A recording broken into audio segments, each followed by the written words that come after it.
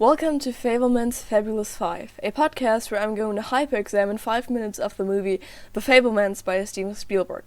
This podcast is inspired by the German podcast 5 Minuten Harry Podcast, which is inspired by Back to the Future Minute. By the way, if I really do this till the end, we should end up with around 30 episodes. Also, I noticed the movie is exactly 2 hours and 30 minutes long, for the second, which I find to be super cool.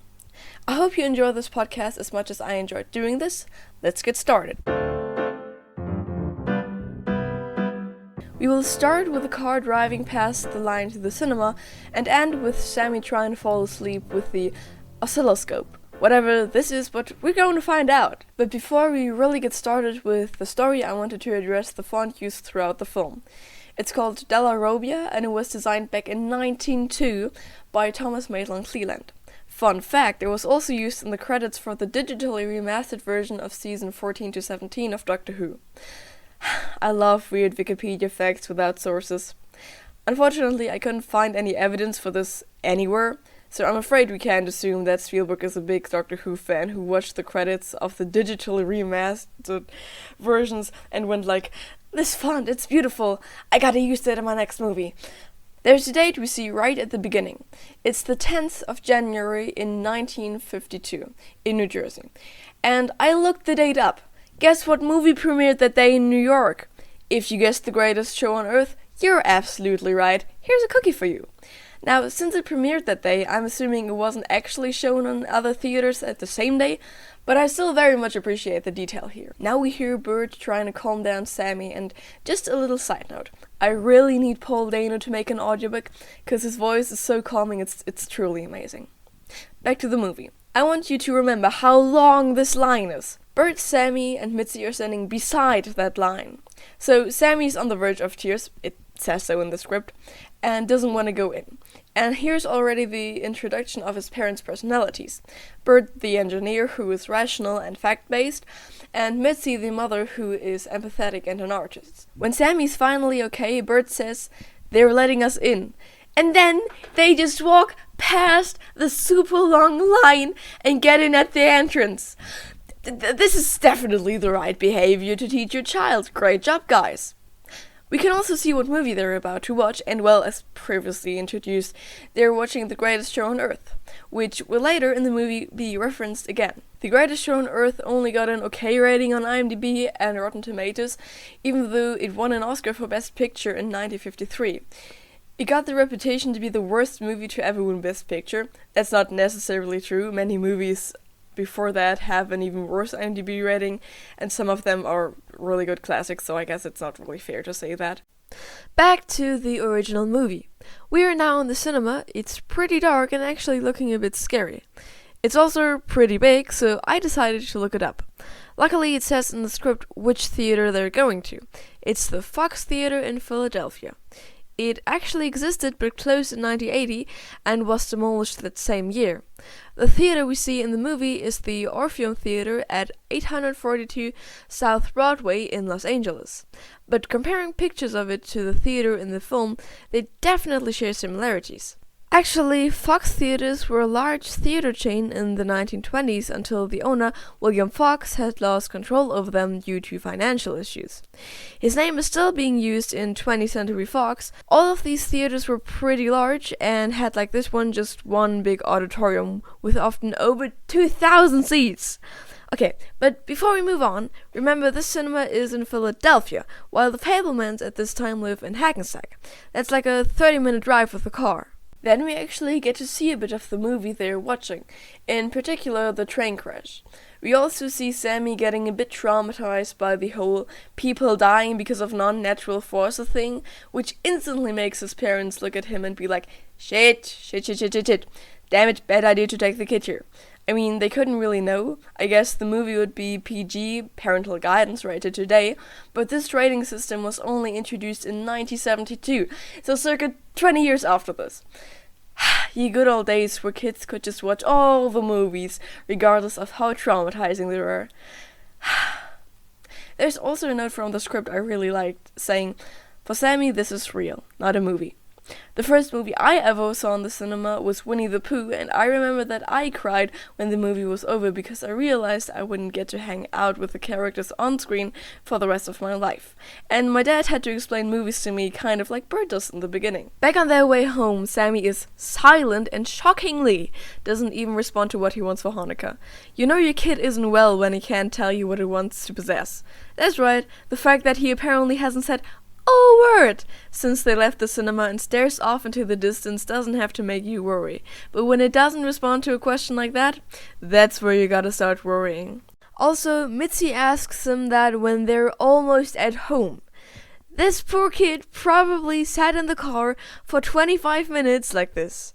Honestly, I'm on Bert's side here. It was probably not a good idea to take Sammy to see this movie. Because in addition to seeing this whole train crash on, excuse my language, a big-ass screen, this cinema was also pretty fancy and had very good sound for this time, which means that Sammy must have been like extra traumatized. Again, great parenting. However, Bert and Mitzi spell out the words anxiety and imagination in the dialogue, and to be honest, I was happy to have the undertitles to understand them, but luckily I'm not the only one complaining about this behavior. Sammy does too. Good boy. So I guess he's fine again, and he knows what he wants for Hanukkah. Christmas lights. A pretty cute thing, I think, but for some reason that's like the funniest thing ever to Mitzi, and she says Jews don't get Christmas lights. And at first I wanted to complain that lights during a dark season don't have to be Christian blah blah blah blah blah blah, until I asked myself, wait, why do Christians get Christmas lights? And as it turns out, there's actually a reason behind it. So before Christmas lights were a thing, candles on trees were a thing Lutheran monks did to represent Jesus as the light of the world. Oh god, these Christians really loved their Jesus. As we're going to talk about later on this podcast. Man, I'm looking forward to that episode. But the reason why we nowadays hang our houses full of LEDs is that with the invention of electric light bulbs, candles were switched to this much safer option. The reason why they got so popular was because of Edward H. Johnson, who had hand-wired 80 red, white, and blue electric light bulbs in the size of walnuts and put them on his Christmas tree and presented it to the public. The whole thing was a bit of an advertisement campaign, which is why it was mostly ignored by the newspapers. But to no surprise, people were still very impressed by it, and after that they were like, "That's so cool! Let's hang our houses with that shit too!" I mean, maybe they didn't say it like that, but you know, you get the point. Mitzi and Bert also have a really cute moment where they kiss in the car and Sammy is sitting between them and definitely not amused. Yeah, that's pretty memeable. My friends talking about which actor they find hotter. Me, an asexual. That one couple during recess, everyone else. Belarus and Russia, the Ukraine. Joe Biden and the Willow Project, the climate. I wondered if that street that we see them driving down actually exists in Hayden Heights, and at first I was very excited because I found this place called the Sylvan Drive, and then I found this source saying that the camera team of the Fabelmans was actually spotted in New Jersey filming some scenes, and I thought, wow, this has to be it.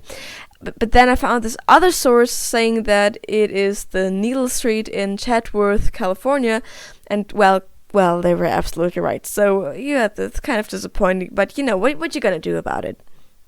The next thing Sammy says is this. Could I sleep with the oscilloscope? What? Oscilloscope. What the heck is an oscilloscope?